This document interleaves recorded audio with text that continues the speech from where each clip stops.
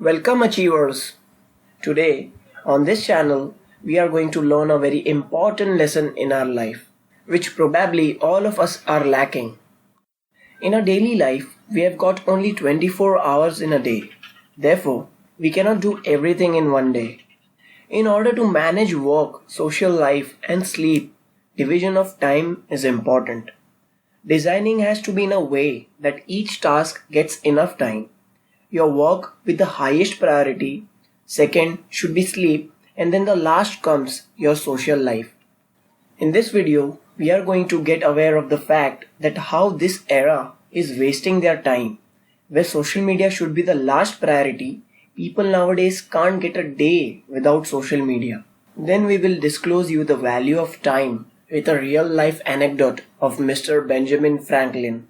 After that, we are going to learn the Pareto principle, commonly known as the 80-20 rule, and then work on your productivity and time management.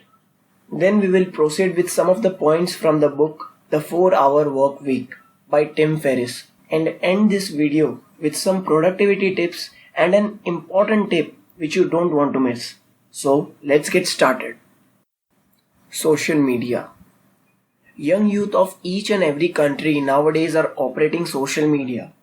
Recently, I checked the statistics of people using social media and I found out that an average person in almost every country spends 2 hours or more on social networking platform. Not only social media, but also watching TV, complaining, gossiping, hanging out with negative people, waiting for something to happen to take a action. I don't think anyone has ever accomplished their goals by sitting on the couch. According to the statistics, can I say that approximately you are wasting 40 years that to doing nothing productive? If you want to know more about the stats, I have shared the link in the description below. Today, I am going to make you aware of the value of time with certain real life examples. Let's see how Benjamin Franklin managed his time in being productive. Benjamin Franklin. He was the president of USA. Generally, we should always try to read the biographies of eminent personalities, but his biography is a notable one. He was working consistently, but people were complaining that he was not doing this and that, he was not meeting them, etc. He got fed up with this, so he started noting down and observing himself. He made a diary and he wrote a list of worth doing tasks, less important tasks, and least important tasks and avoidable tasks. He tick-marked finished tasks daily. After a week, he perceived that he had been working on less important tasks and avoidable tasks more than worth doing tasks. This teaches us that if there are two jars and we put the sand first, then the pebbles, and then the rocks, then it would not fit completely in. Instead, if we put the rocks first, then the pebbles and sand, then it would fit in the jar. This says that in a day, we should complete our most important tasks and productive tasks and then go towards the less productive and important tasks. Now let's head towards learning the 80-20 principle and see what it says. The 80-20 principle basically tells us that 80% of your productivity comes from 20% of your time that's important, and the rest of the 20% productivity eats up 80% of your time. This means that you basically waste your maximum time in the least productive way and use only 20% of your time in a productive way. Imagine what if you do the 20% task for the maximum time, then how much you would produce from a day. Achievers, now get ready to learn from the author of the 4-Hour Work Week, Mr. Timothy Ferriss. Timothy Ferriss is an American entrepreneur, author, and podcaster. He has wrote 5 books including The 4-Hour Work Week, The 4-Hour Body, The 4-Hour Chef, Tools of Titan, and Tribe of Mentor. Ferriss is also known as an angel investor. He have also won national titles in kickboxing and tango, and also holds a Guinness World Record in tango. The 4-Hour Work Week is divided into 4 sections, each of which explores one of the components to lifestyle design and is given by the acronym DEAL, DEAL. Let's head towards D for definition. Most of this section is devoted to divorcing yourself from the idea of working yourself to death for a gold watch and a pat on the back. In this section, the author has differentiated income in two parts: absolute income and relative income. He says that being financially free and living like a millionaire are two different things, and everyone fantasizes to live like a millionaire.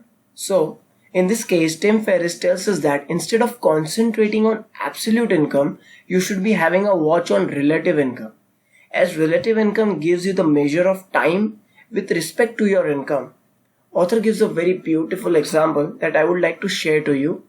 Absolute income is measured using one inalterable variable, the raw and almighty dollar. Jane makes $100,000 per year and is thus twice as rich as John, who makes $50,000 a year. Relative income uses two variables, the dollar and time, usually hours. The whole per year concept is arbitrary and makes it easy to trick yourself. Let's look at the real trade. Jane makes $100,000 per year, $2,000 every week, and works for 80 hours per week. Jane thus makes $25 per hour. John makes $50,000 per year, that is $1,000 per week, but works 10 hours per week and hence makes $100 per hour. In relative income, John is 4 times richer than Jane. Author wants you to define your objectives, decide what's important, set goals, ask yourself what do I really want, and just go with it. E is for elimination. In terms of techniques that you can really use to improve your day-to-day life, this section has the best advice. It focuses on some very straightforward techniques for eliminating most of the regular mundane activities that fill our professional lives. Make your to-do list for tomorrow before you finish today. When you add an item to this list, ask yourself if you would view a day as productive if that's the only thing on the list that you got done. Then, when you start in the morning, just attack that list with vigor, knowing that all the stuff is worthwhile. Stop all multitasking immediately. This means when you're trying to write, close your email program and your instant messenger program and your web browser and just focus on writing, nothing else. This allows you to churn out the work way faster. Eliminate distractions to free up time. Learn to be effective, not efficient. Focus on the 20% of stuff that's important and ignore the 80% that isn't. Put yourself on a low information diet. Learn to be shunt aside interruptions and learn to say no. Now let's head towards A for automation. Now that you have eliminated the time wasting activities, it's time to go one step further to reducing your work hours by turning your muse into an automated revenue stream. To earn a passive income, take a look at the tasks at hand and see what can be delegated and outsourced. In this digital age, reliable virtual assistants and teams are easily available. Delegating responsibilities and daily operations of your business is what will free up your time and enable you to reduce your working hours to the ideal 4 per week. L for liberation. The final section ties the pieces of the puzzle together into an overall picture. In essence, it takes the dreams defined in the first part, the enhanced productivity of the second part, and the passive income of the third part, and creates the titular 4-hour work week. The first step is to change your job so that you can work remotely. You can do this by getting efficient, then demonstrating your efficiency during sick or vacation leave, then requesting some time away from the office as a part of your routine, then gradually shifting to an all remote life. What do you do with the free time? That's the entire point of this book. That time is really valuable asset we have in our lives, not money. Time allows you to follow your dreams, and this entire book's purpose has been about moving more and more time into your own personal life so you can do these things. Now let's quickly learn how to increase your productivity. Productivity is a measure of how much work is done in a given amount of time. So, These are the 5 tips you should follow to increase your productivity. Tip 1. Set deadlines to complete your task.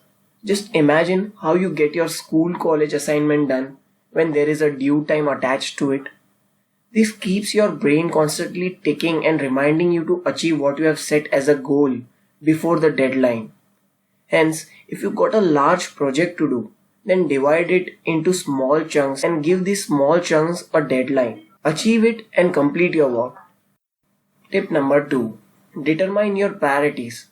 By the 4-quadrant rule, filter out your important and urgent tasks and complete it on time. Put your important and urgent work in the first quadrant.